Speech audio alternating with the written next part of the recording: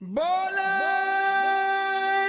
सोने हाल सास भी अकाल। ਚਮਕੌਰ ਦੀ ਗੜੀ ਤੋਂ ਮਾਛੀਵਾੜੇ ਤੋਂ ਹੁੰਦੇ ਆਲਮਗੀਰ ਰਾਏਕੋਟ ਦੀਨਾ ਕਾਂਗੜ ਤੋਂ ਸਤਿਗੁਰੂ ਜੀ ਬਰਗਾੜੀ ਨਗਰ ਪਹੁੰਚੇ ਭਗਤਾ ਭਾਈਕਾ ਤੋਂ ਹੁੰਦੇ ਹੋਏ। ਬਰਗਾੜੀ ਨਗਰ ਦੇ ਵਿੱਚ ਦੀਨਾ ਨਾਮ ਦਾ ਚੌਧਰੀ ਜਿਹਦਾ ਦੂਸਰਾ ਭਰਾ ਕਪੂਰਾ, ਜਿਹਨੂੰ ਅੱਜ ਅਸੀਂ ਕੋਟ ਕਪੂਰਾ ਕਹਿੰਦੇ ਹਾਂ, ਉੱਥੇ ਕਪੂਰੇ ਦਾ ਕੋਟ ਸੀ, ਬਰਗਾੜੀ ਵਿੱਚ ਦੀਨੇ ਦਾ ਕੋਟ ਸੀ। ਦੋਨਾਂ ਭਰਾਵਾਂ ਵਿੱਚ ਝਗੜਾ ਹੋਇਆ। ਸਤਿਗੁਰੂ ਜੀ ਨੇ ਦੀਨੇ ਨੂੰ ਕਿਹਾ ਕਿ ਭਰਾ ਨਾਲ ਲੜਨ ਵਾਸਤੇ ਨਾ ਜਾਈ, ਤੇਰੀ ਪੱਤ ਰਹੇਗੀ। ਪਰ ਘਰ ਦੀ ਸੁਆਣੀ ਨੇ ਤਾਨੇ ਮਾਰੇ, ਮਿਹਣੇ ਮਾਰੇ, ਮਜਬੂਰ ਕੀਤਾ। ਦੀਨਾ ਲੜਨ ਵਾਸਤੇ ਚਲਿਆ ਗਿਆ, ਦੀਨੇ ਦੀ ਮੌਤ ਹੋ ਗਈ। ਗੁਰੂ ਸਾਹਿਬ ਜੀ ਕੋਲ ਸੰਦੇਸ਼ਾ ਲੈ ਕੇ ਆਇਆ। ਆਏ ਹੋਏ ਪੁਰਖ ਨੂੰ ਮਹਾਰਾਜ ਨੇ 3 ਵਾਰੀ ਕਿਹਾ ਦੀਨਾ ਅਜੇ ਜਿਉਂਦਾ ਹੈ, ਪਰ ਉਹ ਬਾਰ-ਬਾਰ ਕਹਿ ਰਿਹਾ ਸੀ ਨਹੀਂ, ਦੀਨਾ ਖਤਮ ਹੋ ਗਿਆ ਹੈ।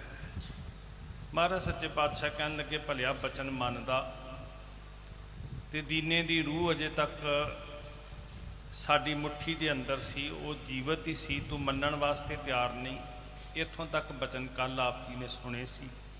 ਇਸ ਤੋਂ ਅੱਗੇ ਵਿਚਾਰ ਦੀ ਆਰੰਭਤਾ ਕਰੀਏ। ਸਾਹਿਬ ਸੁਮੱਤ ਦੇਣ, ਆਪ ਸੰਗਤ ਅਸੀਸ ਬਖਸ਼ੋ, ਪਿਆਰ ਵਿੱਚ ਜੁੜ ਕੇ ਸਿਮਰੋ ਜੀ ਧੰਨ ਸ਼੍ਰੀ ਗੁਰੂ ਗ੍ਰੰਥ ਸਾਹਿਬ। ਫਿਰ ਜਪੋ ਜੀ ਧੰਨ ਸ਼੍ਰੀ ਗੁਰੂ ਗ੍ਰੰਥ ਸਾਹਿਬ ਮਹਾਰਾਜ ਜੀ। ਵਾਹਿਗੁਰੂ ਸਾਹਿਬ ਜੀ ਨੈ ਬਚ ਮਾਨਾ ਸੋ ਅਬ ਛੋਰਾ। ਨਹਿ ਬਚ ਮਾਨਾ 3 ਵਾਰੀ ਕਿਹਾ, ਪਰ ਤੂੰ ਬਚਨ ਮੰਨਣ ਵਾਸਤੇ ਤਿਆਰ ਨਹੀਂ। ਇਸ ਵਾਸਤੇ ਸਤਿਗੁਰ ਮੇਰਾ ਮਾਰ ਜਵਾਲਾ ਸਮਰੱਥ ਸੱਚੇ ਪਾਤਸ਼ਾਹ ਕਹਿੰਦੇ ਹੁਣ ਦੀਨੇ ਦਾ ਭਵਰ ਉਡਾਰੀ ਮਾਰ ਗਿਆ। ਨਾਹਿਤ ਜੀਵ ਉਠਤ ਜੁਤ ਜੋਰਾ। ਜੇ ਸਤ ਬਚਨ ਕਹਿੰਦਾ ਤੇ ਦੀਨਾ ਨਹੀਂ ਸੀ ਮਰਦਾ। ਬਚਨ ਤੂੰ ਮੰਨਿਆ ਨਹੀਂ। ਜੇ ਤੂੰ ਸਤ ਕਰਕੇ ਬਚਨ ਮੰਨਦਾ, ਯਕੀਨਨ ਦੀਨਾ ਜਿਉਂਦਾ ਹੁੰਦਾ। ਨਿਜ ਮੁਸ਼ਟੀ ਮੈਂ ਰਾਖਿਓ ਰੋਕ। ਹੁਣ ਇਹ ਹੈ ਪ੍ਰਤੀਤ ਸਾਧ ਸੰਗਤ ਕਿ ਜੋ ਹੈ ਉਹ ਸਤਿਗੁਰ ਜੀ ਦੇ ਹੱਥ ਵਿੱਚ ਹੈ। ਹਿਤ ਜਵਾਇਬੇ ਕਰਨ ਆਸ਼ੋਕ। ਆਸ਼ੋਕ ਕਰ ਦੇਣਾ, ਸ਼ੋਕ ਰਹਿਤ ਕਰ ਦੇਣਾ। ਸੱਚੇ ਪਾਤਸ਼ਾਹ ਮਹਾਰਾਜ ਜੀ ਦਾ ਜਿਹੜੇ ਬਚਨ ਮੰਨਦੇ ਨੇ, ਵਾਕਈ ਸਾਹਿਬ ਉਹਨਾਂ ਦੇ ਸਿਰ ਤੇ ਹੱਥ ਰੱਖ ਕੇ ਔਖੀ ਘੜੀ ਨਾ ਦੇਖਣ ਦੀ ਵਾਲੀ ਅਵਸਥਾ ਬਖਸ਼ਦੇ ਆ। ਤਾਂ ਮਹਾਰਾਜ ਜੀ ਕਹਿੰਦੇ ਵੀ ਜ਼ਰੂਰ ਇਹ ਘੜੀ ਸ਼ੋਕ ਰਹਿਤ ਹੁੰਦੀ। ਪਹਿਲਾਂ ਦੀਨੇ ਨੇ ਬਚਨ ਨਹੀਂ ਮੰਨਿਆ, ਫਿਰ ਦੀਨੇ ਦਾ ਬਚਨ ਉਹਦੀ ਪਤਨੀ ਨੇ ਨਹੀਂ ਮੰਨਿਆ, ਫਿਰ ਸਾਡਾ ਬਚਨ ਤੂੰ ਨਹੀਂ ਮੰਨਿਆ। ਜੇ ਸਤ ਕਰਕੇ ਬਚਨ ਮੰਨੀਏ ਤੇ ਅਵਸਥਾ ਸੋਗ ਤੋਂ ਮੁਕਤ ਹੁੰਦੀ ਹੈ। ਸਤ ਬਚਨ ਤੈਂ ਕਿਉਂ ਨਾ ਮੰਨਿਓ। ਸਤ ਬਚਨ ਕਹਿ ਕੇ ਭਾਵ ਬਚਨ ਨੂੰ ਸਿਰ ਝੁਕਾ ਕੇ ਸਤ ਕਹਿ ਕੇ ਮੰਨ ਲੈਣਾ। ਤੇ ਜਿਹੜੇ ਲੋਕ ਬਚਨ ਮੰਨਣ ਤੋਂ ਮੁਨਕਰ ਹੋ ਜਾਂਦੇ ਹਨ, ਮਰਿਓ ਜਿਵਾਵਤ ਸੋ ਤੈ ਹਾਨਿਓ। ਕਦੀ ਵੀ ਉਹ ਆਤਮਕ ਮੌਤੇ ਨਹੀਂ ਮਰਦੇ ਜਿਹੜੇ ਸਤ ਕਹਿ ਕੇ ਬਚਨ ਨੂੰ ਮੰਨਦੇ ਹਨ। ਰੁਦਤ ਗਿਓ ਮਿਲ ਕੀਨ ਸਦਾਹਾ। ਸਾਧ ਸੰਗਤ ਵਾਪਸ ਗਏ, ਜਾ ਕੇ ਦੀਨੇ ਦਾ ਦਾਹ ਸੰਸਕਾਰ ਕੀਤਾ। ਦੀਨੇ ਦੇ ਸਰੀਰ ਨੂੰ ਅਗਨ ਦੇ ਸਪੁਰਦ ਕਰ ਦਿੱਤਾ। ਭਇਓ ਚੌਧਰੀ ਤਤਸ਼ਿਨ ਸਵਾ। ਉਹ ਕੁਦਰਤੀ ਆ ਜੀ, ਬਚਨਾਂ ਤੋਂ ਮੁਨਕਰ ਹੋ ਕੇ ਜਿਹੜਾ ਵੱਡਾ ਹੰਕਾਰੀ ਸੀ, ਬਲੀ ਸੀ, ਤਾਕਤਵਰ ਸੀ, ਉਹ ਰਾਖ ਦੀ ਢੇਰੀ ਹੋ ਗਿਆ। ਪੁਨ ਸ਼੍ਰੀ ਪ੍ਰਭ ਤਿਆਰੀ ਕਰਵਾਈ। ਫਿਰ ਮਹਾਰਾਜ ਸੱਚੇ ਪਾਤਸ਼ਾਹ ਜੀ ਬਰਗਾੜੀ ਨਗਰ ਤੋਂ ਅੱਗੇ ਚਾਲੇ ਪਾਉਣ ਦੀ ਤਿਆਰੀ ਕਰ ਰਹੇ। ਔਰ ਇੱਕ ਗੱਲ ਚੇਤੇ 'ਚ ਰੱਖਣੀ, ਗੁਰੂ ਸਾਹਿਬ ਜੀ ਦੀਨਾ ਕਾਂਗੜ ਤੋਂ ਭਾਈ ਭਗਤੇ ਦੇ ਪਿੰਡ ਤੋਂ ਇਹ ਕਹਿ ਕੇ ਤੁਰੇ ਸਨ ਕਿ ਅਸੀਂ ਯੋਗ ਜਗ੍ਹਾ ਲੱਭਣੀ ਹੈ, ਕੋਈ ਕਿਲਾ ਹੋਵੇ ਜਾਂ ਕੋਈ ਯੋਗ ਟਿਕਾਣਾ ਹੋਵੇ, ਕਿਉਂਕਿ ਸਰਹੰਦ ਤੋਂ ਵਜੀਦੇ ਦੀ ਅਗਵਾਈ 'ਚ ਵੱਡਾ ਦਲ ਸਤਿਗੁਰਾਂ 'ਤੇ ਹਮਲਾ ਕਰਨ ਦੀ ਤਿਆਰੀ ਕਰ ਰਿਹਾ ਸੀ। ਮਹਾਰਾਜ ਸੱਚੇ ਪਾਤਸ਼ਾਹ ਹਜ਼ੂਰ ਉਸ ਯੋਗ ਟਿਕਾਣੇ ਦੀ ਭਾਲ ਵਿੱਚ ਸਨ। ਬਰਗਾੜੀ ਤੋਂ ਸਤਿਗੁਰ ਜੀ ਅੱਗੇ ਚੱਲਣ ਦੀ ਤਿਆਰੀ ਕਰਦੇ ਨੇ। ਡਾਰੇ ਜੀਨ ਹਈਨ ਸਮੁਦਾਏ। ਘੋੜਿਆਂ ਦੇ ਉੱਤੇ, ਸਾਰੇ ਘੋੜਿਆਂ ਤੇ ਜਿੰਨਾ ਕਾਫਲਾ ਸੀ ਨਾਲ ਸਿੱਖ ਸਨ, ਯੋਧੇ ਸਨ। ਡਾਰੀ ਜੀਨ ਹਈਨ ਸਮੁਦਾਈ ਬਹੁਵਚਨ ਸ਼ਬਦ, ਮਤਲਬ ਸਾਰੇ ਘੋੜਿਆਂ ਤੇ ਕਾਠੀਆਂ ਕੱਸ ਲਈਆਂ। ਕਰਿਓ ਕੂਚ ਚੱਲ ਪਰੇ ਅਗੇਰੇ। ਸਾਧ ਸੰਗਤ ਇੱਥੋਂ ਚਾਲੇ ਪਾ ਦਿੱਤੇ, ਕੂਚ ਕੀਤਾ। ਕਿਤਕ ਕੌਸ ਉਲੰਘ ਜਿਸ ਵੇਰੇ। ਕਿਤਕ ਕੌਸ, ਕਿੰਨੇ ਕੋ ਜਦੋਂ ਲੰਘਦੇ ਅੱਗੇ ਗਏ ਨਾ ਸਾਧ ਸੰਗਤ ਜੀ, ਬਰਗਾੜੀ ਪਿੰਡ ਤੋਂ ਜਦੋਂ ਕੁਝ ਕੋ ਗੁਜ਼ਰਦੇ ਹੋਏ ਅੱਗੇ ਪਹੁੰਚੇ। ਬਹਿਵਲ ਤੇ 84 ਨਾਮੂ। ਬਹਿਵਲ ਤੇ 84 ਦੋ ਪਿੰਡਾਂ ਦੇ ਨਾਂ ਨੇ ਸਾਧ ਸੰਗਤ। ਬਹਿਬਲ ਕਲਾਂ ਜਿਹਨੂੰ ਅੱਜ ਅਸੀਂ ਕਹਿੰਦੇ ਹਾਂ, ਤੇ 84 ਨਾਂ ਦੇ ਦੋ ਪਿੰਡ ਸਨ। ਕਰੇ ਬਲੋਕਨ ਜਬ ਦੇ ਇਹ ਗ੍ਰਾਮ। ਮਹਾਰਾਜ ਸੱਚੇ ਪਾਤਸ਼ਾਹ ਇਹਨਾਂ ਪਿੰਡਾਂ ਦੇ ਨੇੜੇ ਪਹੁੰਚੇ। ਜਦੋਂ ਬਹਿਬਲ ਤੇ 84 ਨਾਂ ਦੇ ਪਿੰਡਾਂ ਦੇ ਨੇੜੇ ਪਹੁੰਚ ਗਏ, ਇਹ ਪਿੰਡ ਵੇਖੇ। ਡੇਰਾ ਕਰਤ ਭਏ ਸ਼ੁਭ ਥਾਨ। ਯੋਗ ਜਗ੍ਹਾ ਦੇਖ ਕੇ ਇਹ ਪਿੰਡਾਂ ਦੇ ਨਜ਼ਦੀਕ ਇੱਕ ਯੋਗ ਟਿਕਾਣਾ ਬਾਰ-ਬਾਰ ਵੇਖਿਆ ਮਹਾਰਾਜ ਨੇ, ਜਿੱਥੇ ਪਾਣੀ ਦਾ ਸਾਧਨ ਹੋਵੇ, ਰੁੱਖ ਹੋਣ, ਛਾਂ ਹੋਵੇ। ਉਹ ਯੋਗ ਟਿਕਾਣੇ ਉੱਤੇ ਸਤਿਗੁਰ ਜੀ ਨੇ ਪੜਾਅ ਕਰ ਲਿਆ। ਸਨੇ ਸਨੇ ਪਹੁੰਚੇ ਸਭ ਆਨ। ਤੇ ਬਾਕੀ ਵੀ ਜਿਹੜਾ ਕਾਫਲਾ ਸੀ ਵਾਰੀ-ਵਾਰੀ ਚੱਲਦਾ ਜਿੱਥੇ ਸਤਿਗੁਰ ਜੀ ਨੇ ਪੜਾਅ ਕੀਤਾ ਸੀ ਉੱਥੇ ਪਹੁੰਚ ਗਿਆ। ਪਹਿਰ ਤੀਸਰਾ ਦਿਨ ਕੋ ਭਇਓ। ਤੀਜਾ ਪਹਿਰ ਦਿਨ ਦਾ ਸਾਧ ਸੰਗਤ, ਦੁਪਹਿਰਾ ਢਲਿਆ, ਤੀਜਾ ਪਹਿਰ ਜਿਹੜਾ ਸੀ ਉਹ ਆਰੰਭ ਹੋ ਗਿਆ। ਜਦੋਂ ਸਤਿਗੁਰ ਪਹੁੰਚੇ, ਪੜਾਅ ਕੀਤਾ, ਬਰਗਾੜੀ ਤੋਂ ਚੱਲ ਕੇ ਬਹਿਬਲ ਕਲਾਂ 84 ਨਗਰ, ਤੇ ਤੀਜਾ ਪਹਿਰ ਜਿਹੜਾ ਸੀ ਦਿਨ ਦਾ ਸ਼ੁਰੂ ਹੋਇਆ। ਦੋਦੇਵਾਲ ਤਾਲ ਕੋ ਨਾਮੂ। ਦੋਦੇਵਾਲ ਤਾਲ, ਉੱਥੇ ਹੁਣ ਮੈਂ ਪਹਿਲਾਂ ਵੀ ਅਰਜ਼ ਕੀਤੀ ਸੀ, ਮਾਲਵਾ ਖੇਤਰ ਦੇ ਅੰਦਰ ਉਸ ਵਕਤ ਪਾਣੀ ਦੇ ਕੋਈ ਸਾਧਨ ਨਹੀਂ ਸੀ, ਤੇ ਜਿਹੜੇ ਕੁਦਰਤੀ ਸਰੋਤ ਸਨ ਪਰਮੇਸ਼ਰ ਵੱਲੋਂ ਪ੍ਰਕਿਰਤਕ ਤੌਰ ਦੇ ਉੱਤੇ ਕੁਝ ਢਾਬਾਂ ਜਿਹੜੀਆਂ ਸੀ ਜਿਹਦੇ ਅੰਦਰ ਬਰਸਾਤ ਦਾ ਪਾਣੀ ਇਕੱਠਾ ਹੁੰਦਾ ਸੀ, ਉਸੇ ਪਾਣੀ ਦੀ ਵਰਤੋਂ ਬਹੁਤੀ ਵਾਰ ਕੀਤੀ ਜਾਂਦੀ ਸੀ ਬੜੇ ਸੰਜਮ ਦੇ ਨਾਲ। ਤੋ ਇਹ ਤਲਾਬ ਸੀ, ਇੱਕ ਢਾਬ ਸੀ, ਉਹਦਾ ਨਾਮ ਦੋਦੇਵਾਲ ਦੀ ਢਾਬ ਸੀ। ਉੱਥੇ ਮਹਾਰਾਜ ਜੀ ਪਹੁੰਚੇ ਹਨ। ਤਿਸ ਮੈਂ ਸੁਣ ਜਲ ਕੋ ਵਿਰਾਮੂ। ਪਤਾ ਲੱਗਿਆ ਵੀ ਦੋਦੇਵਾਲ ਦੀ ਜਿਹੜੀ ਢਾਬ ਹੈ, ਤਲਾਬ ਹੈ, ਉਹਦੇ ਵਿੱਚ ਜਲ ਹੈ। ਹੇ ਸੁਚਿੱਤੇ ਤਿਸ ਢਿਗ ਗਏ। ਹੁਣ ਕੁਦਰਤੀ ਸੀ, ਸ਼ੌਚ ਇਸ਼ਨਾਨ ਕਰਨਾ ਸੀ, ਉੱਥੇ ਪਾਣੀ ਦੀਆਂ ਜ਼ਰੂਰਤਾਂ ਇਦਾਂ ਹੀ ਪੂਰੀਆਂ ਹੁੰਦੀਆਂ ਸੀ ਸਾਧ ਸੰਗਤ। ਜੇ ਅਸੀਂ ਕਹੀਏ ਵੀ ਨਹੀਂ ਕੋਈ ਉਸ ਵੇਲੇ ਬੜੇ ਉਚੇਚੇ ਪ੍ਰਬੰਧ ਜਿਹੜਾ ਵੀ ਜਲ ਦੀ ਭਾਲ ਹੋ ਸਕੇ, ਉਹ ਨਾਮੁਮਕਿਨ ਸੀ।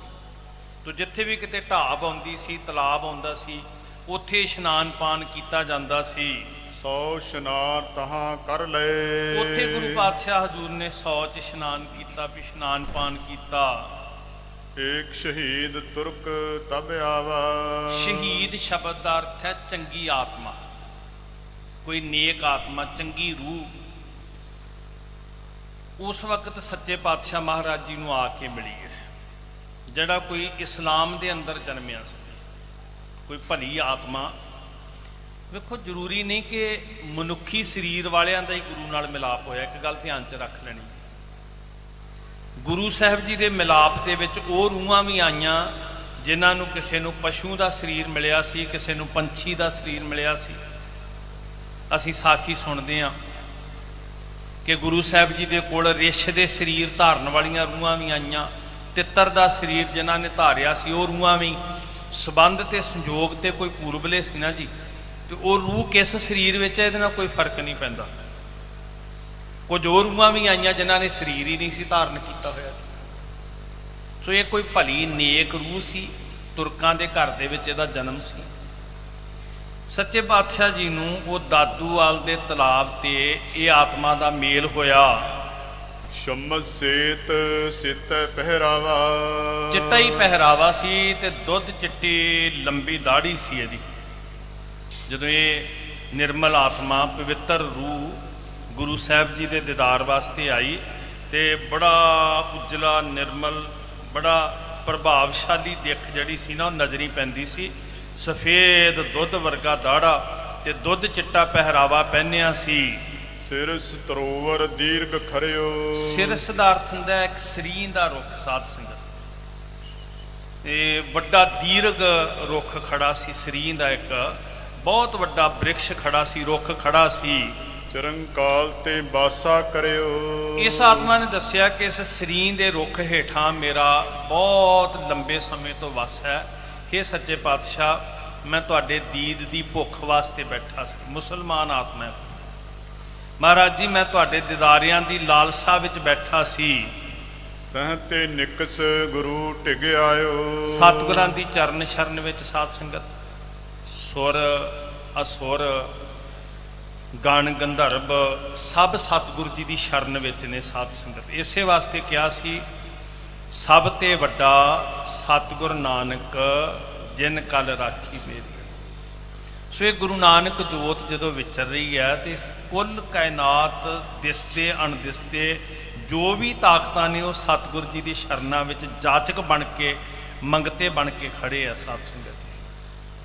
ਦਾਤਾ ਸਤਿਗੁਰੂ ਹੈ, ਸਰਬ ਸੁੱਖਾਂ ਕਾ ਦਾਤਾ ਸਤਿਗੁਰ। ਸੋ ਸਾਡੇ ਵਾਸਤੇ ਬੜੀ ਸਮਝਣ ਵਾਲੀ ਗੱਲ ਹੈ ਵੀ ਅਸੀਂ ਕਿਹੜੀਆਂ ਕਬਰਾਂ ਤੋਂ ਪ੍ਰਭਾਵਿਤ ਹੋ ਰਹੇ ਹਾਂ, ਕਿਹੜੀਆਂ ਰੂਹਾਂ ਤੋਂ, ਕਿਹੜੇ ਸਰੀਰਾਂ ਤੋਂ ਪ੍ਰਭਾਵਿਤ ਹੋ ਰਹੇ ਹਾਂ।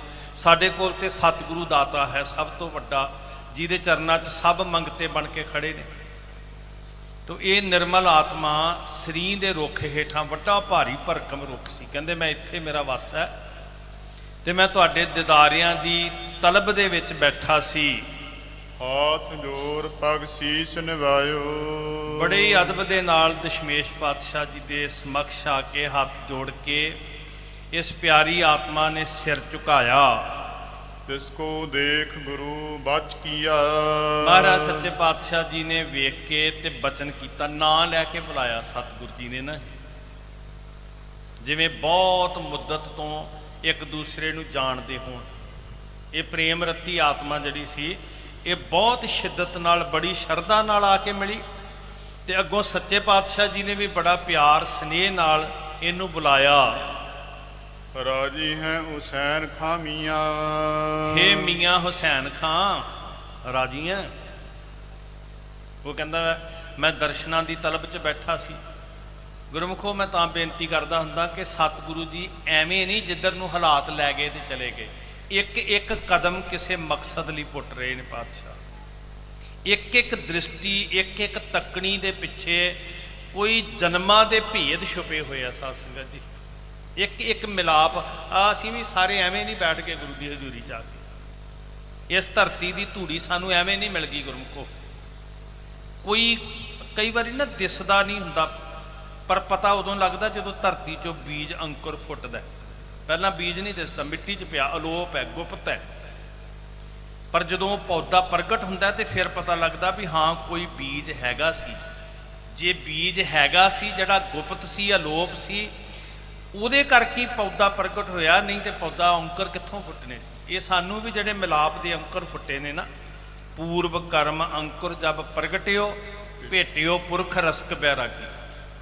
ਇਹ ਕੋਈ ਪੂਰਬਲਾ ਸਾਡਾ ਬੀਜਿਆ ਹੋਇਆ ਬੀਜ ਹੈ, ਜਿਹੜਾ ਸਤਿਗੁਰ ਜੀ ਦੀ ਚਰਨ ਸ਼ਰਨ ਸਾਨੂੰ ਮਿਲੀ ਹੈ। ਤੇ ਤੁਸੀਂ ਚੌਂਕੜੇ ਲਾ ਕੇ ਗੁਰਮੁਖ ਰੂਹਾਂ ਸਤਿਗੁਰ ਜੀ ਦੇ ਪ੍ਰੇਮ 'ਚ ਬੈਠੇ ਹੋਏ। ਭਾਗਾਂ ਵਾਲੇ ਜਿਹੜੇ ਆ ਕੇ ਨਿਯਮ ਨਾਲ ਗੁਰੂ ਦੇ ਚਰਨਾਂ ਦੇ ਦੀਦ ਕਰਦੇ, ਜਿਨ੍ਹਾਂ ਨੂੰ ਇੱਕ ਝਲਕ ਵੀ ਨਸੀਬ ਹੋਈ ਹੈ ਨਾ, ਸਤਿਗੁਰ ਜੀ ਨੇ ਕਿਸੇ ਨਾ ਕਿਸੇ ਸੰਜੋਗ ਕਰਕੇ ਮੇਲ ਬਖਸ਼ਿਆ। ਤੇ ਮਹਾਰਾਜ ਇਸ ਪਿਆਰੀ ਨਿਰਮਲ ਆਤਮਾ ਨੂੰ ਕਹਿਣ ਲੱਗੇ, ਹੁਸੈਨ ਖਾਂ ਮੀਆਂ ਠੀਕ ਹੈ? ਕਿਵੇਂ ਹੈ ਮੀਆਂ ਹੁਸੈਨ ਖਾਂ? ਰਾਜੀ ਹੈ, ਖੁਸ਼ ਹੈ? ਇਦਾਂ ਸਤਿਗੁਰੂ ਜੀ ਨੇ ਪੁੱਛਿਆ। ਸੁਣ ਮਨ ਆਨੰਦ ਦੀਰਘ ਧਾਰਾ। ਹੁਣ ਵੇਖੋ ਕੁਦਰਤੀ ਆ ਨਾ ਜੀ, ਜਿਨ੍ਹਾਂ ਦੇ ਦੀਦਾਰਿਆਂ ਲਈ ਬੈਠਾ ਸੀ ਤੇ ਸਮਝ ਆ ਗਈ ਕਿ ਕੱਲਾ ਮੈਂ ਹੀ ਗੁਰੂ ਦੇ ਦਰਸ਼ਨਾਂ ਦੀ ਤਲਬ ਵਿੱਚ ਨਹੀਂ ਸੀ ਬੈਠਾ, ਸਤਿਗੁਰੂ ਜੀ ਵੀ ਮੇਰੇ ਪਿਆਰ ਵਿੱਚ ਮੈਨੂੰ ਯਾਦ ਕਰੀ ਬੈਠੇ ਆ। ਕੱਲਾ ਮੇਰੇ ਚੇਤੇ ਵਿੱਚ ਹੀ ਸਤਿਗੁਰੂ ਨਹੀਂ ਸੀ, ਗੁਰੂ ਸਾਹਿਬ ਦੇ ਚੇਤੇ ਵਿੱਚ ਵੀ ਹਾਂ ਮੈਂ। ਤੇ ਤਾਂ ਮਹਾਰਾਜ ਨੇ ਕਿਹਾ, ਮੀਆਂ ਹੁਸੈਨ ਖਾਂ ਠੀਕ ਹੈ? ਆਹੀ ਤੇ ਪ੍ਰੇਮ ਹੈ ਸਾਧ ਸੰਗਤ। ਇੱਥੇ ਸਿੱਖ ਇੱਕ ਵਾਰੀ ਯਾਦ ਕਰਦਾ ਤੇ ਸਤਿਗੁਰੂ ਕਰੋੜਾਂ ਵਾਰੀ ਯਾਦ ਕਰਦਾ। ਸਿੱਖ ਇੱਕ ਵਾਰੀ ਕਦਮ ਪੁੱਟਦਾ ਤੇ ਸਤਿਗੁਰ ਕੋਟ ਪੈਂਡਾ ਆਗੇ ਹੋਏ ਲੇਤ ਹੈ। ਗਦ ਗਦ ਹੋ ਗਿਆ ਜੀ ਮੀਆਂ ਹੁਸੈਨ ਖਾਂ। ਕਿਵੇਂ ਆ ਭਾਈ ਹੁਸੈਨ ਖਾਂ ਮੀਆਂ, ਰਾਜੀ ਹੈ? ਕਹਿੰਦਾ ਮਹਾਰਾਜ ਜੀ ਤੁਹਾਡੀ ਉਡੀਕ ਹੈ, ਤੁਹਾਡੇ ਮਿਲਾਪ ਨਾਲ ਹੀ ਮੇਰਾ ਉਧਾਰ ਹੋਣਾ ਹੈ, ਤੇ ਮੈਂ ਤੁਹਾਡੀ ਉਡੀਕ ਵਿੱਚ ਹੀ ਬੈਠਾ ਸੀ।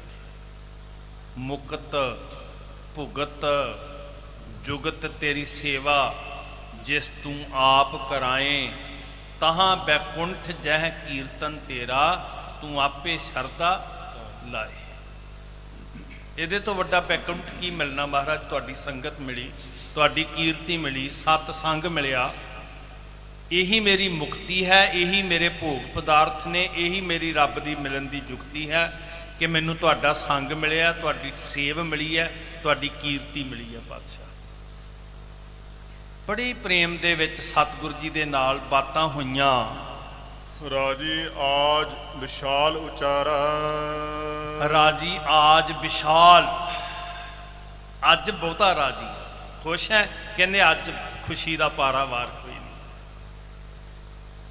ਮੌਜ ਵਿੱਚ ਹੈ, ਆਨੰਦ ਵਿੱਚ ਹੈ, ਅੱਜ ਬਹੁਤ ਆਨੰਦ ਵਿੱਚ ਹੈ।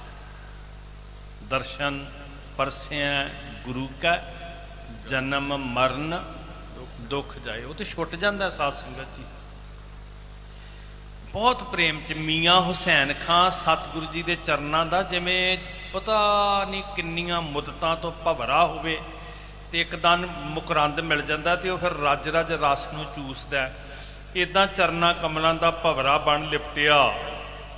ਮੌਲਾ ਪਾਕ ਅੱਲਾ ਖੁਦਾਏ, ਉਹਨੇ ਪਤਾ ਕੀ ਕਿਹਾ ਸਤਿਗੁਰੂ ਜੀ ਨੂੰ? ਤੂੰ ਮੇਰਾ ਮੌਲਾ ਹੈ, ਮੌਲਾ ਪਾਕ ਅੱਲਾ ਖੁਦਾਏ, ਤੂੰ ਅੱਲਾ ਪਾਕ ਨੂੰ ਪਾਕ ਹੈ ਪਾਤਸ਼ਾਹ, ਤੂੰ ਮੇਰਾ ਖੁਦਾ ਹੈ, ਤੂੰ ਮੇਰਾ ਮੌਲਾ ਮੇਰੇ ਸਾਹਮਣੇ ਆ ਗਿਆ, ਮੇਰਾ ਰੱਬ ਮੇਰੇ ਸਾਹਮਣੇ ਆ ਗਿਆ। ਜਿਵੇਂ ਭੀਖਨ ਸ਼ਾਹ ਕਹਿੰਦੇ ਸੀ ਕਿ ਮੇਰਾ ਖੁਦਾ ਸਾਹਮਣੇ ਆ, ਮੈਂ ਸਿਜਦਾ ਨਾ ਕਰਾਂ। ਜਿਵੇਂ ਆਰਫਦੀਨ ਕਹਿੰਦਾ ਸੀ ਮੇਰਾ ਮੌਲਾ ਸਾਹਮਣੇ ਆਇਆ, ਮੈਂ ਸਿਜਦੇ ਨਾ ਕਰਾਂ। ਮੀਆਂ ਹੁਸੈਨ ਖਾਂ ਕਹਿਣ ਲੱਗਾ ਮੈਂ ਰਾਜੀ ਕਿਉਂ ਨਾ ਹੋਵਾਂ, ਮੈਂ ਖੁਸ਼ ਕਿਉਂ ਨਾ ਹੋਵਾਂ, ਮੇਰਾ ਮੌਲਾ ਪਾਕ ਮੇਰੇ ਸਾਹਮਣੇ ਆ ਗਿਆ। ਧੰਨ ਗੁਰੂ ਗੋਬਿੰਦ ਸਿੰਘ ਮਹਾਰਾਜ। ਇਹ ਦ੍ਰਿਸ਼ਟੀ ਹੈ ਸਾਧ ਸੰਗਤ। ਇੱਕ ਪਾਸੇ ਸੁੱਚਾ ਆਨੰਦ ਹੈ, ਇੱਕ ਪਾਸੇ ਗੰਗੂ ਪਾਪੀ ਹੈ, ਇੱਕ ਪਾਸੇ ਔਰੰਗਜ਼ੇਬ ਹੈ, ਵਜੀਦਾ ਹੈ, ਜਿਨ੍ਹਾਂ ਦੀ ਦ੍ਰਿਸ਼ਟੀ ਧੰਨ ਗੁਰੂ ਗੋਬਿੰਦ ਸਿੰਘ ਪਾਤਸ਼ਾਹ ਪ੍ਰਤੀ ਨਫ਼ਰਤ ਕਰੂਰਤਾ ਨਾਲ ਭਰੀ ਹੈ। ਇੱਕ ਪਾਸੇ ਪੀਰ ਬੁੱਧੂ ਸ਼ਾਹ ਜੀ ਨੇ, ਨਿਹੰਗ ਖਾਂ ਹੈ, ਨਬੀ ਖਾਂ ਗਨੀ ਖਾਂ ਹੈ, ਰਾਏ ਕੱਲਾ ਹੈ, ਆ ਮੌਲਾ ਹੁਸੈਨ ਖਾਂ ਹੈ। ਇਹ ਕਹਿਣ ਲੱਗਾ ਮਹਾਰਾਜ ਮੈਨੂੰ ਖੁਦਾ ਪਾਕ ਮਿਲ ਗਿਆ। ਇਹ ਦ੍ਰਿਸ਼ਟੀ ਹੈ। ਤੇ ਜਿਸ ਤਰ੍ਹਾਂ ਦੀ ਸਾਨੂੰ ਸਾਧ ਸੰਗਤ ਜੀ ਅੰਦਰੋਂ ਸੋਝੀ ਹੁੰਦੀ, ਰੋਸ਼ਨੀ ਹੁੰਦੀ ਹੈ ਨਾ, ਉਨੀਆਂ ਕੀ ਅੱਖਾਂ, ਉਨੀ ਕੀ ਨਜ਼ਰ ਕੰਮ ਕਰਦੀ ਹੈ। ਸਿੱਖ ਨਿਤ ਮੰਗਦਾ ਦੇ ਲੰਮੀ ਨਜ਼ਰ ਨਿਹਾਲੀਆ। ਮਹਾਰਾਜ ਸਾਨੂੰ ਦਿਵ ਦ੍ਰਿਸ਼ਟੀ, ਦੂਰ ਦ੍ਰਿਸ਼ਟੀ ਦਿਓ, ਤਾਂ ਕਿ ਅਸੀਂ ਕੇਵਲ ਇੱਕ ਸੀਮਾ ਤੱਕ ਨਾ ਵੇਖੀਏ, ਅਸੀਂ ਉਹ ਦੂਰ ਤੱਕ ਤੱਕ ਸਕੀਏ ਵੀ ਹਕੀਕਤ ਕੀ ਹੈ।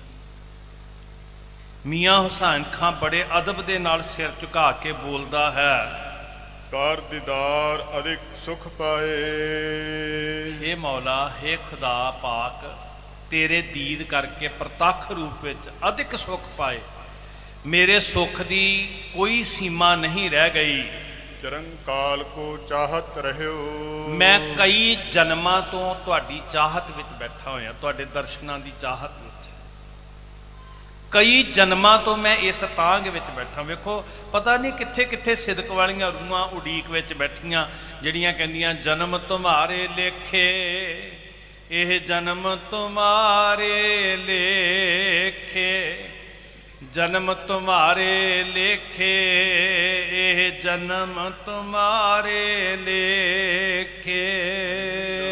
ਤੁਮਾਰੇ ਲੇਖੇ, ਇਹ ਜਨਮ ਤੁਮਾਰੇ ਲੇਖੇ, ਇਹ ਜਨਮ ਤੁਮਾਰੇ ਲੇਖੇ, ਇਹ ਜਨਮ ਤੁਮਾਰੇ ਲੇਖੇ। ਬਹੁਤ ਜਨਮ ਵਿਛਰੇ ਥੇ ਮਾਧੋ, ਬਹੁਤ ਜਨਮ ਵਿਛਰੇ ਥੇ ਮਾਧੋ, ਜਨਮ ਵਿਛਰੇ ਥੇ ਮਾਧੋ, ਬਹੁਤ ਜਨਮ ਵਿਛਰੇ ਥੇ ਮਾਧੋ। ਇਹ ਜਨਮ ਤੁਮਾਰੇ ਲੇਖੇ, ਇਹ ਜਨਮ ਤੁਮਾਰੇ ਲੇਖੇ, ਜਨਮ ਤੁਮਾਰੇ ਲੇਖੇ, ਇਹ ਜਨਮ ਤੁਮਾਰੇ ਲੇਖੇ।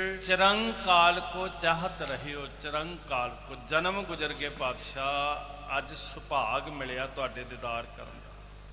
ਤੇ ਇਹ ਸਾਨੂੰ ਕਿੱਡੀ ਸੁਲੱਖਣੀ ਘੜੀ ਮਿਲੀ ਆ ਗੁਰਮੁਖੋ। ਪਤਾ ਨਹੀਂ ਕਿੰਨੇ ਕੁ ਜਨਮਾਂ ਦੇ ਅੰਦਰ ਚਾਹਤ ਹੋਏਗੀ, ਮਹਾਰਾਜ ਨੇ ਤਰਸ ਕੀਤਾ, ਰੱਜ ਰੱਜ ਕੇ ਗੁਰੂ ਦੀ ਹਜ਼ੂਰੀ ਤੁਹਾਨੂੰ ਨਸੀਬ ਹੋ ਰਹੀ ਹੈ।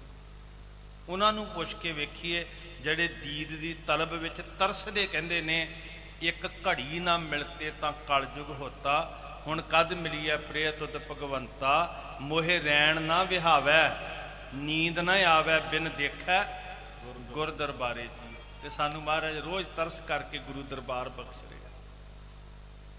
ਸੁਣ ਯਾਰ ਹਮਾਰੇ ਸੱਜਣ, ਇੱਕ ਕਰੋ ਬੇਨੰਤੀਆ, ਤਿਸ ਮੋਹਨ ਲਾਲ ਪਿਆਰੇ ਹੋਂ ਫਿਰੋਂ ਖੁਜੰਤੀਆ, ਤਿਸ 10 ਪਿਆਰੇ ਸਿਰ ਧਰੀ ਉਤਾਰੇ, ਇੱਕ ਭੋਰੀ ਦਰਸ਼ਨ ਦੀਜੈ, ਕੋਈ ਜਨ ਹਰ ਸਿਉ ਦੇਵੈ, ਇੰਨੀ ਤਲਬ ਹੈ ਸਾਧ ਸੰਗਤ। ਮਹਾਰਾਜ ਜੀ ਮੁੱਦਤਾਂ ਤੋਂ, ਜਨਮਾਂ ਤੋਂ ਤੁਹਾਡੇ ਦੀਦਾਰਿਆਂ ਦੀ ਤਾਂਘ ਵਿੱਚ ਬੈਠਾ ਸੀ, ਸੁੰਦਰ ਰੂਪ ਆਜ ਮੈਂ ਲਿਹੋ। ਤੇ ਅੱਜ ਇਹ ਸੁੰਦਰ ਸਰੂਪ, ਹੁਸਨਲ ਚਰਾਗ, ਸਾਹਿਬ ਦਿਮਾਗ, ਰਾਜਾਨ ਰਾਜ, ਭਾਨਨ ਭਾਨ, ਪਾਤਸ਼ਾਹ ਦੇ ਦੀਦਾਰ ਹੋਏ ਹਨ। ਹੋਏ ਵਿਸ਼ਾਲ ਮੋਹੇ ਕਲਿਆਣ। ਅੱਜ ਮੇਰਾ ਕਲਿਆਣ ਹੋ ਗਿਆ, ਮੇਰਾ ਭਲਾ ਹੋ ਗਿਆ ਪਾਤਸ਼ਾਹ। ਅੱਜ ਮੇਰਾ ਆਵਾਗੌਣ ਕੱਟਿਆ ਗਿਆ, ਜੀਵਨ ਮੁਕਤ ਹੋ ਗਿਆ ਮਹਾਰਾਜ। ਮੈਂ ਭਈ ਦੂਖ ਪਾਪਨ ਕੀ ਹਾਨ। ਜਿਹੜੀ ਪਾਪਾਂ ਦੀ ਛੱਟ ਸੀ ਮੇਰੀ ਉਤਰ ਗਈ ਪਾਤਸ਼ਾਹ। ਮੈਂ ਦੁੱਖਾਂ ਕਲੇਸ਼ਾਂ ਤੋਂ ਅੱਜ ਦੀਦ ਦੀ ਇੱਕ ਝਲਕ ਨੇ, ਤੁਹਾਡੇ ਸੰਗ ਨੇ, ਤੁਹਾਡੇ ਮੇਲ ਨੇ, ਤੁਹਾਡੇ ਬਚਨਾਂ ਨੇ ਹਿਰਦਾ ਇੰਨਾ ਸੀਤਲ ਕੀਤਾ, ਜਨਮਾਂ ਦੇ ਮੇਰੇ ਤਪ ਦੇ ਕੜਾਹੇ ਸ਼ਾਂਤ ਹੋ ਗਏ। ਜਬ ਗੁਰ ਹਟੇ ਆਏ ਬੇ ਡੇਰੇ। ਸੱਚੇ ਪਾਤਸ਼ਾਹ ਜੀ ਨੇ ਇਦਾਂ ਨਿਹਾਲ ਕੀਤਾ ਸਾਧ ਸੰਗਤ। ਤੇ ਗੁਰਦੇਵ ਪਾਤਸ਼ਾਹ ਜੀ ਨੇ ਉੱਥੋਂ ਦਾਦੂ ਉੱਥੋਂ ਰੁਖਸਤ ਹੋਣਾ ਸੀ।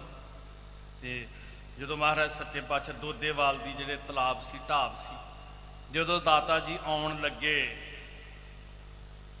ਕਰ ਸਲਾਮ ਸੋ ਹਟਿਓ ਪਛੇਰੇ। ਇਹਨੇ ਚਰਨਾਂ ਤੇ ਨਮਸਕਾਰ ਕੀਤੀ, ਝੁਕ ਝੁਕ ਕੇ ਸਲਾਮਾਂ ਕੀਤੀਆਂ, ਸਿਜਦਾ ਕੀਤਾ।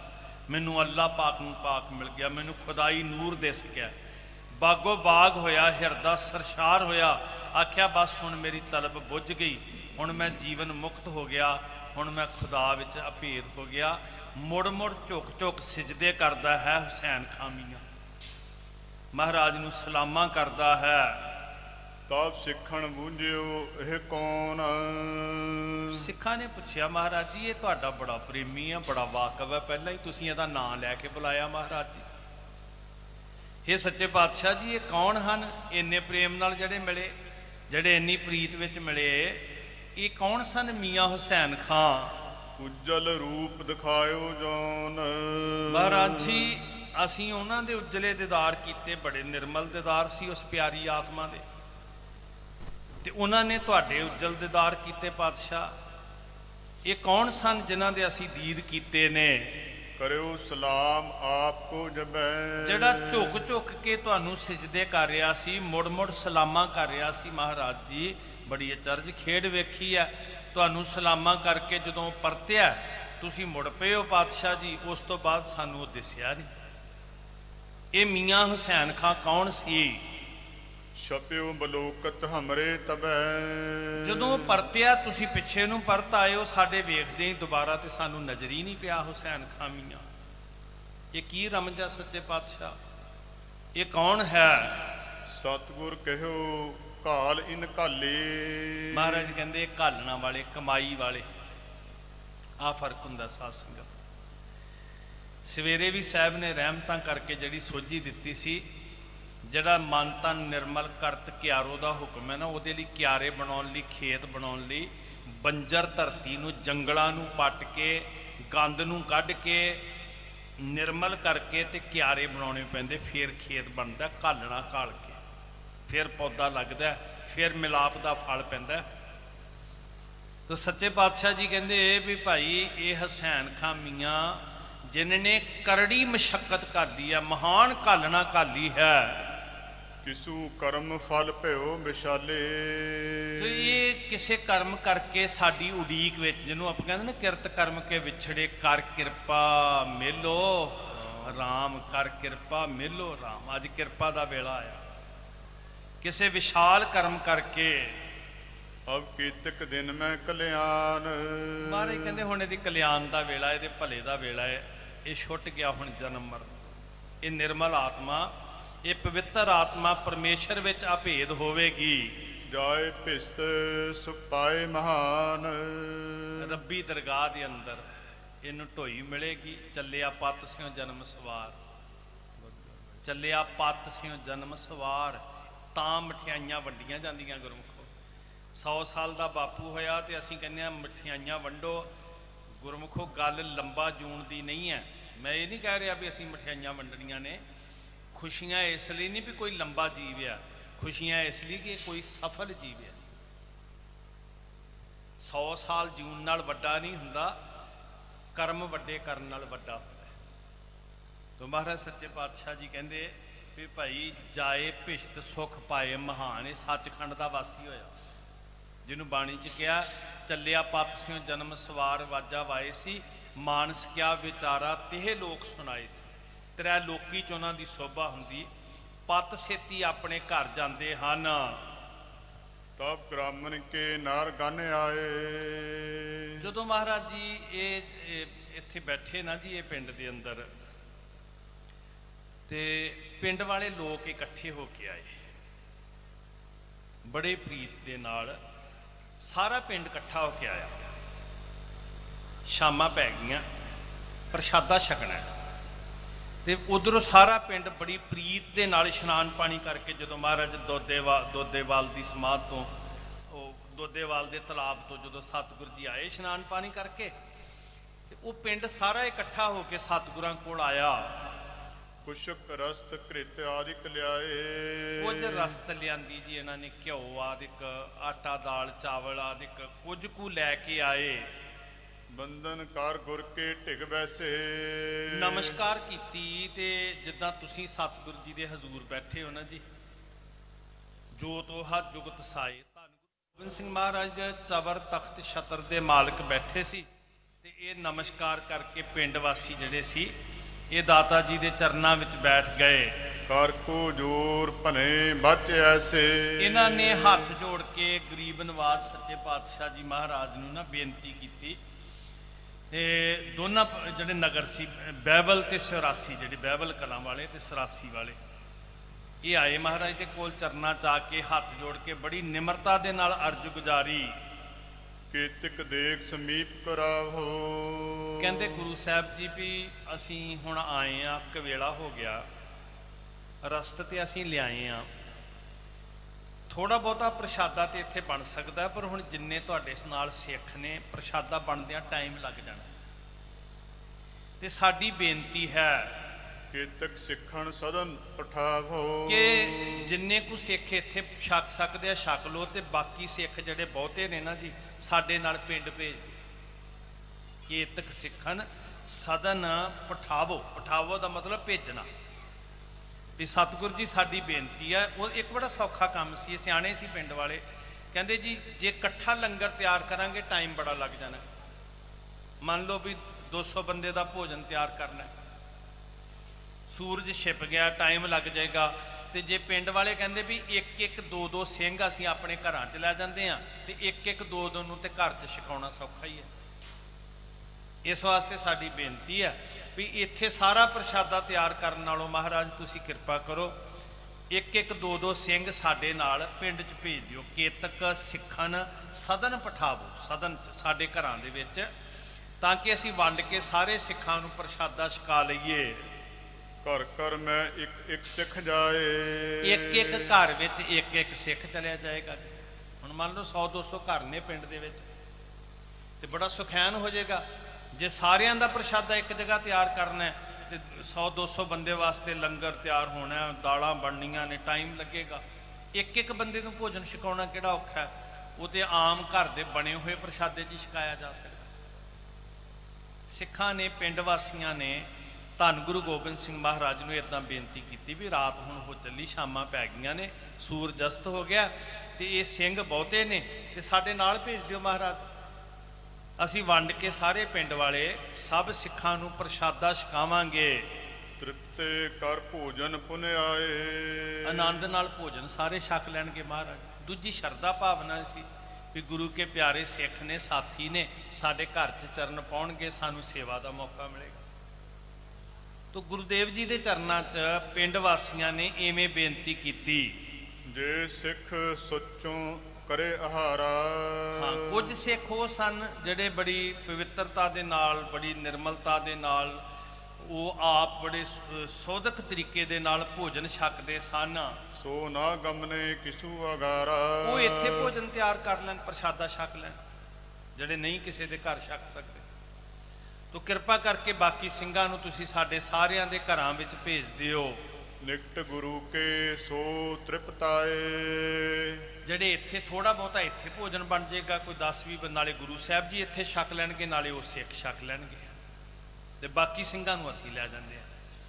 ਇਹ ਇੱਥੇ ਤ੍ਰਿਪਤ ਹੋ ਜਾਣਗੇ, ਜਿਹੜੇ ਸਾਡੇ ਨਾਲ ਇੱਕ ਇੱਕ ਦੋ ਦੋ ਘਰ ਘਰ 'ਚ ਜਾਣਗੇ, ਉਹ ਉੱਥੇ ਰੱਜ ਕੇ ਭੋਜਨ ਛਕ ਲੈਣਗੇ। ਅਪਰ ਸਰਬ ਘਰ ਤਿਨਹੂ ਸਿਧਾਏ। ਸਤ ਬਚਨ ਹੋਈ, ਗੱਲ ਮੁੱਕ ਗਈ ਜੀ। ਸਾਹਿਬ ਕਹਿਣ ਲੱਗੇ ਠੀਕ ਹੈ, ਤੁਸੀਂ ਇਦਾਂ ਹੀ ਕਰੋ, ਆ ਇੰਨੇ ਕੁ ਸਿੰਘ ਨੇ ਤੇ ਤੁਸੀਂ ਸਾਰੇ ਇੱਕ ਇੱਕ ਦੋ ਦੋ ਸਿੰਘ ਜਿੰਨੇ ਤੁਸੀਂ ਲਿਜਾ ਸਕਦੇ ਹੋ, ਜਿੰਨੇ ਜਿੰਨਿਆਂ ਨੂੰ ਭੋਜਨ ਛਕਾ ਸਕਦੇ ਹੋ, ਤੇ ਸਾਰੇ ਤੁਸੀਂ ਪਿੰਡ ਵਾਸੀ ਇਹਨਾਂ ਨੂੰ ਆਪਣੇ ਘਰਾਂ ਵਿੱਚ ਲੈ ਜਾਓ। ਇੱਕ ਇੱਕ ਸਿੱਖ ਇੱਕ ਇੱਕ ਘਰ ਗਇਓ। ਤੇ ਗੁਰੂ ਸਾਹਿਬ ਦੀ ਕਰਨੀ ਦੇ ਨਾਲ ਜੀ ਐਸੀ ਕਿਰਪਾ ਹੋਈ ਵੀ ਇੱਕ ਇੱਕ ਪਿੰਡ ਵਾਲਾ ਇੱਕ ਇੱਕ ਸਿੰਘ ਨੂੰ ਆਪਣੇ ਘਰ ਲੈ ਗਿਆ। ਜਿੰਨੇ ਵੀ ਘਰ ਸਨ, 1 ਨੰਬਰ 2 ਨੰਬਰ 3 ਨੰਬਰ, ਇੱਕ ਸਿੰਘ ਨੂੰ ਬੇਨਤੀ ਕੀਤੀ ਨਾਲ ਲੈ ਤੁਰਿਆ, ਦੂਜਾ ਦੂਜੇ ਨੂੰ। ਬੜੀ ਚੰਗੀ ਸੋਚ ਸੀ ਇਹ, ਕੋਈ ਮਾੜੀ ਨਹੀਂ ਸੀ। ਤੇ ਕੱਲੇ ਕੱਲੇ ਦੇ ਘਰ ਵਿੱਚ ਇੱਕ ਇੱਕ ਸਿੱਖ ਚਲਿਆ ਗਿਆ। ਜਾਏ ਸਕਲ ਭੋਜਨ ਤਹਿ ਕਹਿਓ। ਸਾਰਿਆਂ ਨੇ ਭੋਜਨ ਛਕਿਆ ਜੀ। ਹੁਣ ਕਈ ਤਰ੍ਹਾਂ ਦੇ ਘਰ ਨੇ ਨਾ ਜੀ, ਕਿਸੇ ਦੇ ਘਰ ਦੇ ਵਿੱਚ ਸਬਜ਼ੀ ਬਣੀ ਹੈ, ਕਿਸੇ ਦੇ ਘਰ ਦੇ ਵਿੱਚ ਦਾਲਾਂ ਬਣਿਆ, ਕਿਸੇ ਦੇ ਘਰ ਦੇ ਵਿੱਚ ਚੰਗੇ ਪਕਵਾਨ ਪੱਕੇ ਨੇ। ਤੇ ਗਜਾ ਦੇ ਪ੍ਰਸ਼ਾਦੇ ਛਕੇ, ਕਦੀ ਗਜਾ ਕਰਕੇ ਲਿਆਉਂਦੇ ਕਾਰ ਸੇਵਾ ਵਾਲੇ ਬਾਬੇ ਪਿੰਡਾਂ ਦੇ ਵਿੱਚ, ਕਦੀ ਕਦੀ ਸੇਵਾ ਵਾਸਤੇ। ਜਦੋਂ ਹੁਣ ਵੀ ਜਿਨ੍ਹਾਂ ਪਿੰਡਾਂ 'ਚ ਸਵੇਰੇ ਸਵੇਰੇ ਜਾਂਦੇ ਸਿੰਘ, ਤੇ ਉਹ ਕਈ ਭਾਂਤ ਦਾ ਲੰਗਰ ਇਕੱਠਾ ਹੋ ਜਾਂਦਾ, ਵਿੱਚ ਹੀ ਦਾਲ ਪਾ ਦਿੰਦੇ, ਵਿੱਚ ਹੀ ਸਬਜ਼ੀ ਪਾ ਦਿੰਦੇ, ਵਿੱਚ ਹੀ ਗੋਭੀ, ਵਿੱਚ ਹੀ ਆਲੂ, ਜੋ ਸਭ ਵਿੱਚ ਹੀ ਚਲੀ ਜਾਂਦੇ। ਸੋ ਇਸ ਤਰ੍ਹਾਂ ਉਹ ਵੱਖ-ਵੱਖ ਭਾਂਤ ਦਾ ਭੋਜਨ ਸਾਰਿਆਂ ਨੇ, ਜਿਹੜਾ ਜਿਹਦੇ ਘਰ ਗਿਆ ਉਹ ਵੱਖਰੇ ਕਿਸਮ ਦਾ, ਉਹਦੇ ਵੱਖਰੇ ਕਿਸਮ ਦਾ। ਤੇ ਉਹ ਕੁਦਰਤੀ ਹੈ ਜੀ, ਇੱਕ ਦੂਜੇ ਨਾਲ ਗੱਲਾਂ ਵੀ ਕਰਨ ਵੀ ਤੂੰ ਕੀ ਛਕ ਕੇ ਆਇਆ, ਤੂੰ ਕੀ ਛਕ ਕੇ ਆਇਆ। ਸਾਰਿਆਂ ਨੇ ਪ੍ਰਸ਼ਾਦਾ ਛਕਿਆ। ਇੱਕ ਧਨ ਤੇ ਦਰਿਦਰੀ ਮਹਾ।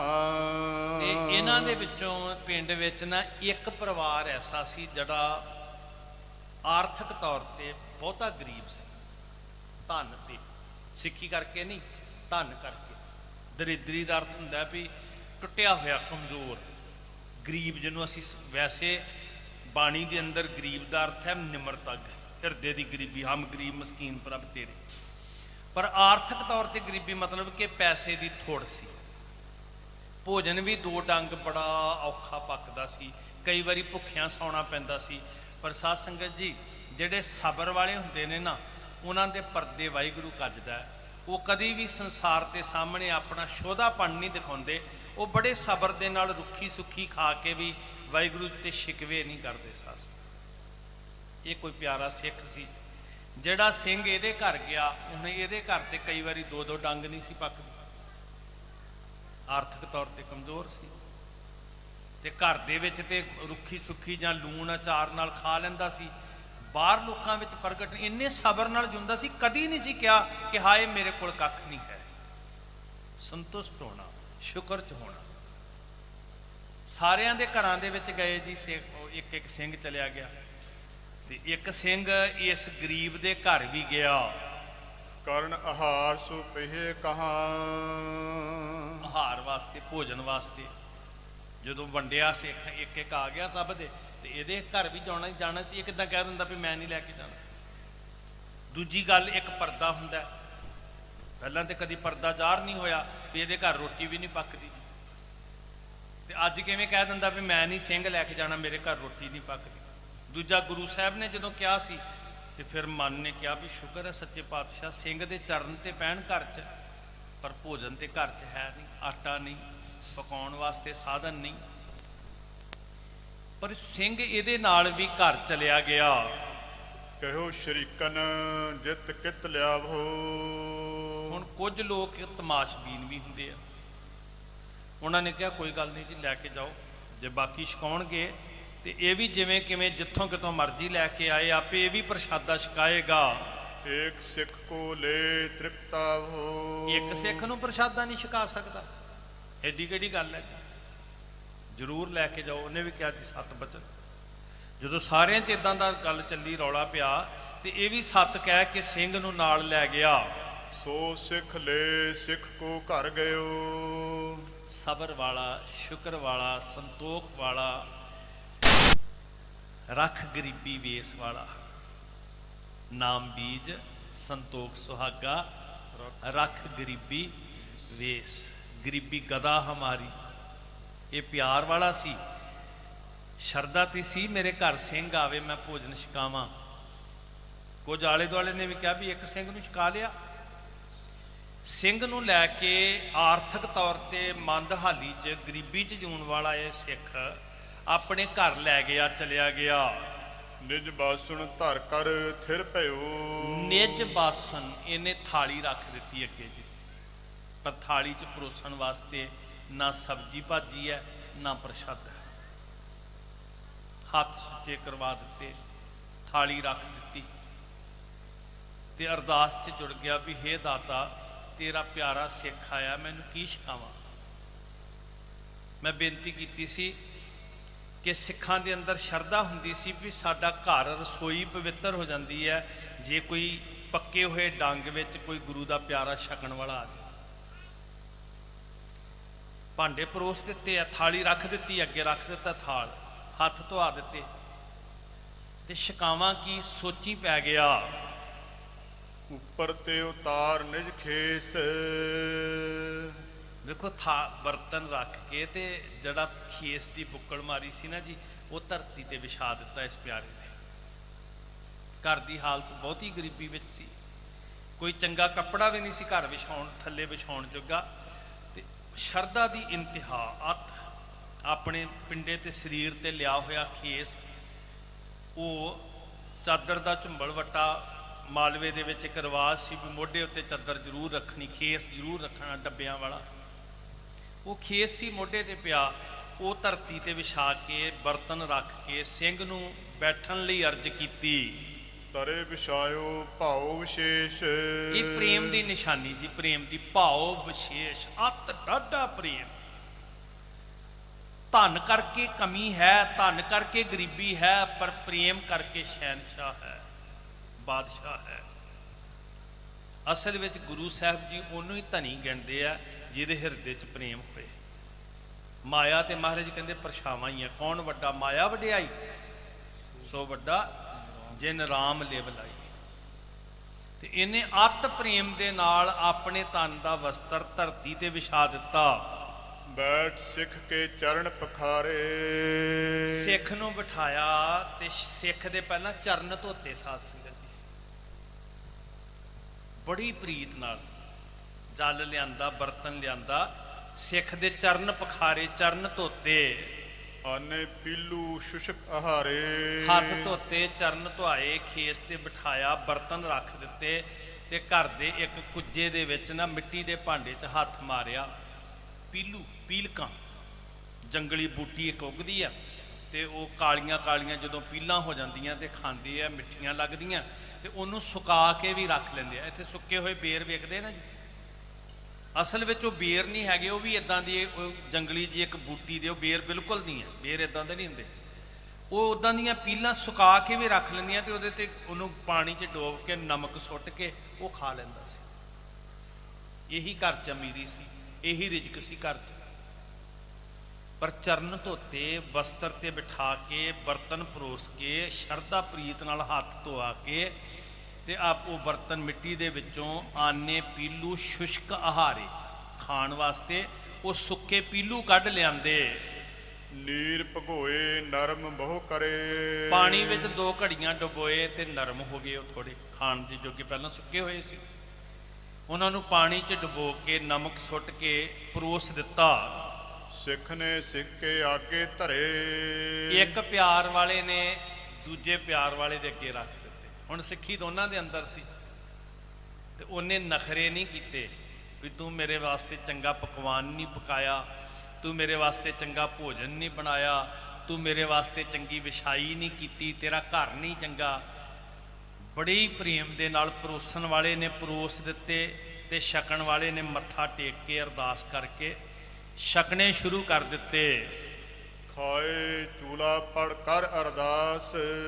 ਆਨੰਦ ਨਾਲ ਛਕ ਕੇ ਨਾ ਜੀ, ਸ਼ੁਕਰਾਨਾ ਕਰਕੇ ਤੇ ਚੁਲਾ ਕਰਕੇ ਹੱਥ ਧੋ ਕੇ ਤੇ ਅਰਦਾਸ ਕਰ ਦਿੱਤੀ, ਸੱਚੇ ਪਾਤਸ਼ਾਹ ਦਾਣਾ ਪਾਣੀ ਗੁਰੂ ਦਾ, ਟਹਿਲ ਪਾਣੀ ਸਿੱਖਾਂ ਦੀ, ਬਰਕਤਾਂ ਪਾਇਓ, ਸੰਤੋਖ ਬਖਸ਼ਿਓ, ਸੇਵਾ ਦਾ ਬਲ ਬਖਸ਼ਿਓ।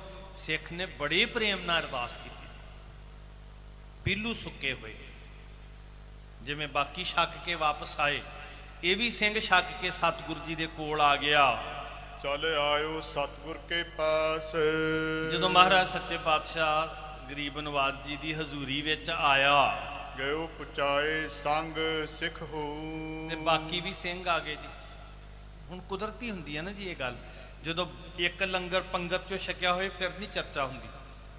ਤੇ ਜੇ 100 ਘਰ 'ਚ 100 ਬੰਦਾ ਗਿਆ ਤੇ ਉਹ ਨੈਚੁਰਲੀ ਇਹ ਗੱਲ ਤੇ ਕਰੇਗਾ ਹੀ ਵੀ ਕੀ ਛਕ ਕੇ ਆਇਆ। ਜਦੋਂ ਸਾਰੇ ਸਿੰਘ ਇਕੱਠੇ ਹੋ ਗਏ, ਸਿੱਖ ਨੇ ਕਰਿਓ ਹਟਾਵਨ ਸੋ। ਸਾਧ ਸੰਗਤ ਜਿਹੜੇ ਸਿੱਖ ਨੇ ਪੀਲੂ ਖਵਾਏ ਸੀ ਨਾ ਜੀ, ਉਹ ਵੀ ਨਾਲ ਉੱਥੋਂ ਤੱਕ ਵਿਦਿਆ ਕਰਨ ਗਿਆ ਸੀ, ਪਰ ਅੱਗੋਂ ਸਿੰਘ ਨੇ ਕਿਹਾ ਤੂੰ ਵਾਪਸ ਜਾ, ਤੇਰਾ ਧੰਨਵਾਦ, ਹੁਣ ਤੂੰ ਚਲਿਆ ਜਾ। ਬੜੇ ਪਿਆਰ ਨਾਲ ਉਹਨੂੰ ਮੋੜ ਦਿੱਤਾ ਸੀ ਤੇ ਉਹ ਪਰਤ ਗਿਆ। ਜਬ ਸਭ ਆਏ ਮਿਲੇ ਗੁਰ ਤੀਰ। ਜਦੋਂ ਸਾਰੇ ਸਿੰਘ ਸੱਚੇ ਪਾਤਸ਼ਾਹ ਜੀ ਦੇ ਕੋਲ ਇਕੱਠੇ ਹੋ ਗਏ, ਬੂਝਨ ਕਿੰਨੇ ਗੁਣੀ ਗਹੀਰ। ਤੇ ਚਰਚਾ ਚੱਲੀ ਜੀ।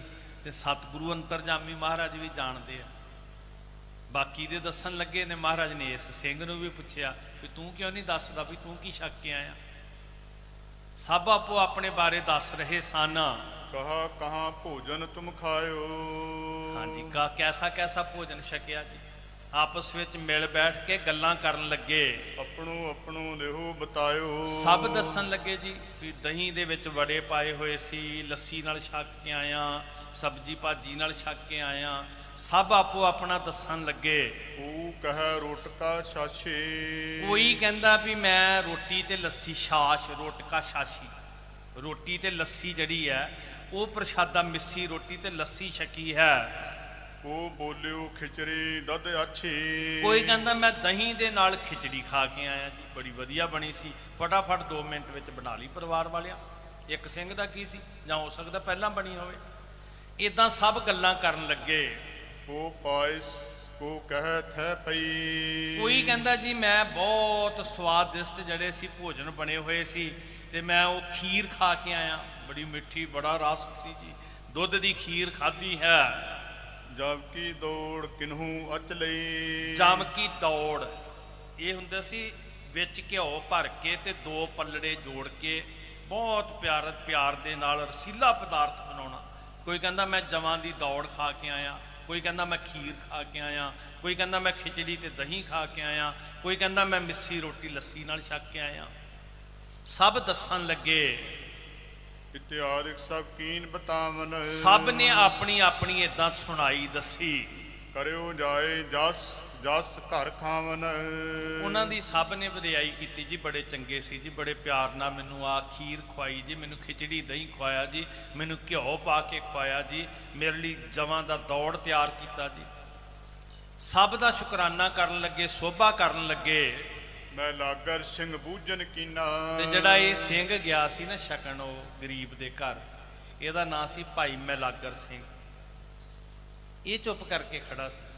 ਅੰਤਰਜਾਮੀ ਸਤਿਗੁਰੂ ਜੀ ਜਾਣਦੇ ਸੀ।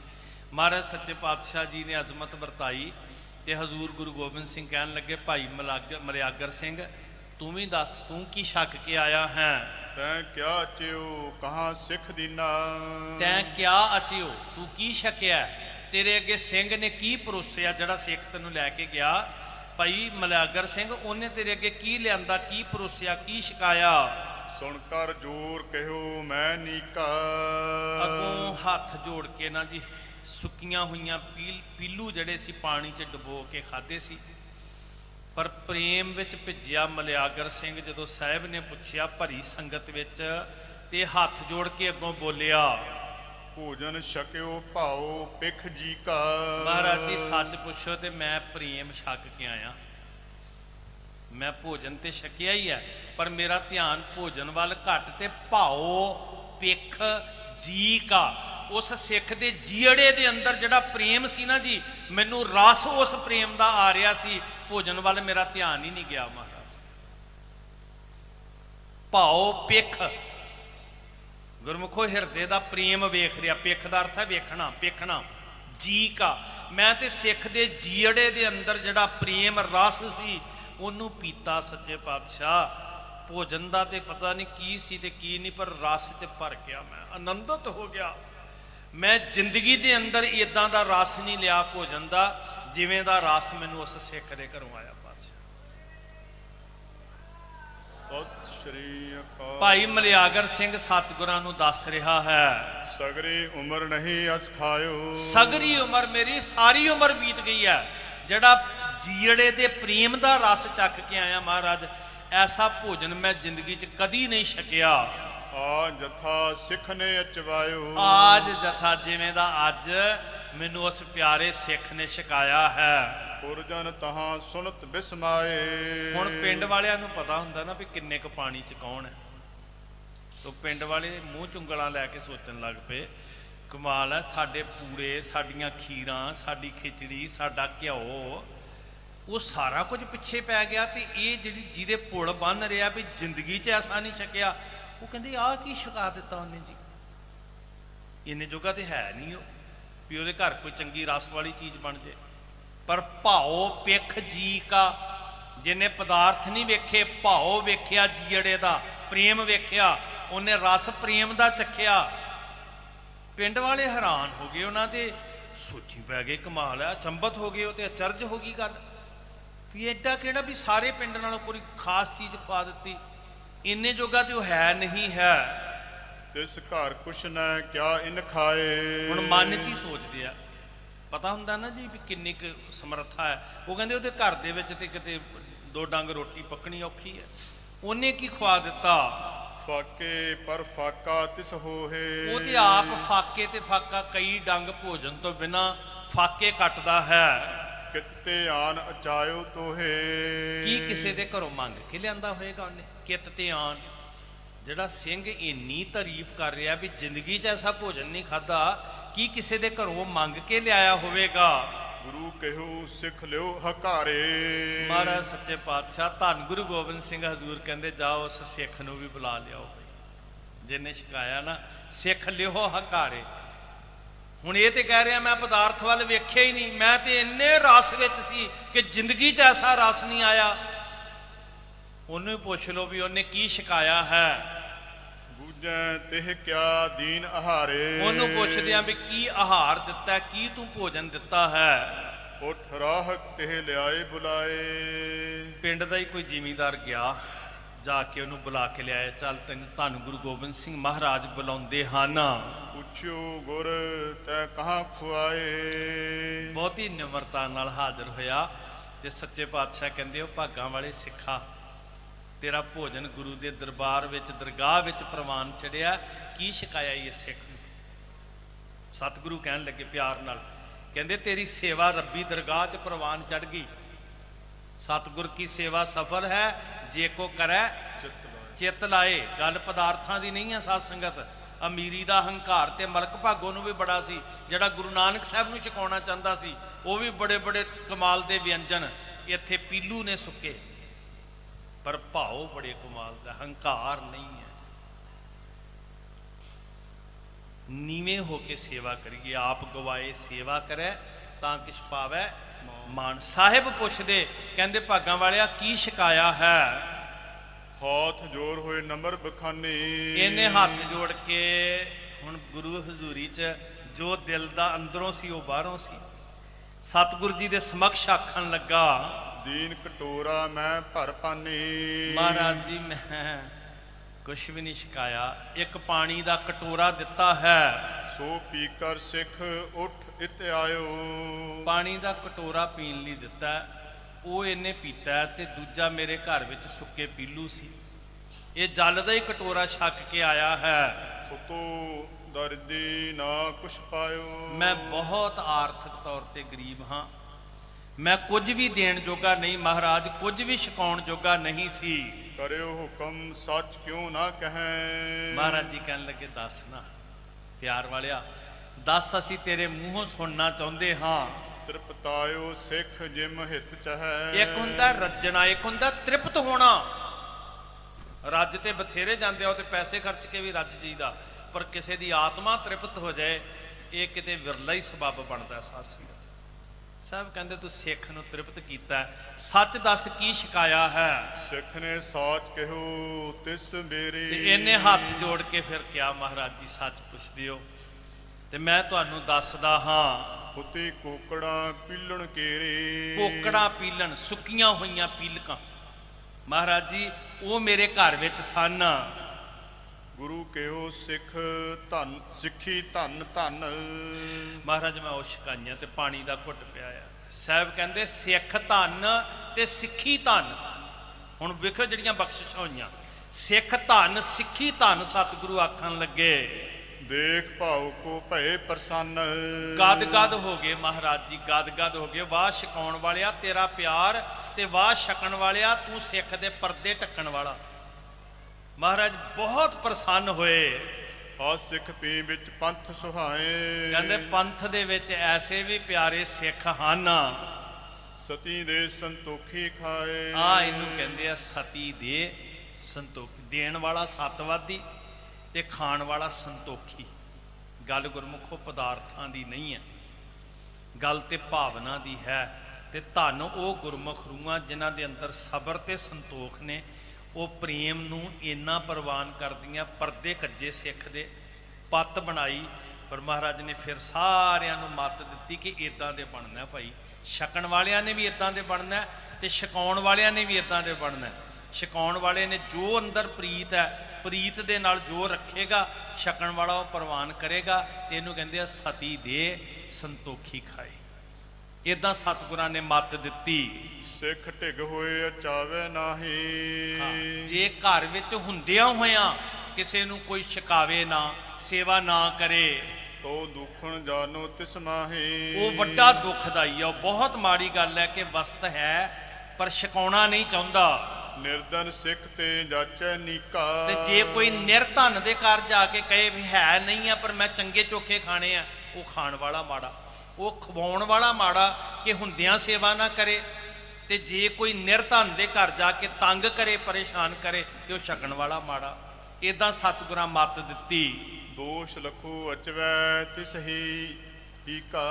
ਇਹ ਫਿਰ ਕਹਿੰਦੇ ਮਹਾਦੀਪ ਸਿੰਘ ਜੀ ਸ੍ਰੀ ਦਰਬਾਰ ਸਾਹਿਬ ਜੀ ਅੰਮ੍ਰਿਤਸਰ ਸਾਹਿਬ ਦੇ ਹਜ਼ੂਰੀ ਕੀਰਤਨੀਏ, ਉਹ ਹਾਜ਼ਰੀ ਭਰਨਗੇ ਹਰ ਐਤਵਾਰ। ਲਗਭਗ ਗੁਰੂ ਸਾਹਿਬ ਦੀ ਕਿਰਪਾ ਦੇ ਨਾਲ ਕੀਰਤਨੀਏ ਵਿਸ਼ੇਸ਼ ਤੌਰ ਤੇ ਦਰਬਾਰ ਸਾਹਿਬ ਤੋਂ ਹਾਜ਼ਰੀ ਭਰ ਰਹੇ ਆ। ਆਪ ਜੀ ਨੇ ਲਾਹੇ ਲੈਣੇ ਜੀ। ਭੁੱਲਾਂ ਬਖਸ਼ ਦੇ ਥੋੜਾ ਸਮਾਂ ਉੱਪਰ ਲੈ ਲਿਆ ਵੀ ਸਾਖੀ ਪੂਰੀ ਹੋ ਜਾਏ, ਉਹਦੇ ਲਈ ਖਿਮਾ ਮੰਗਦੇ ਆ। ਅਸੀਸ ਦੇਣੀ। ਵਾਹਿਗੁਰੂ ਜੀ ਕਾ ਖਾਲਸਾ, ਵਾਹਿਗੁਰੂ ਜੀ ਕੀ ਫਤਿਹ। बोले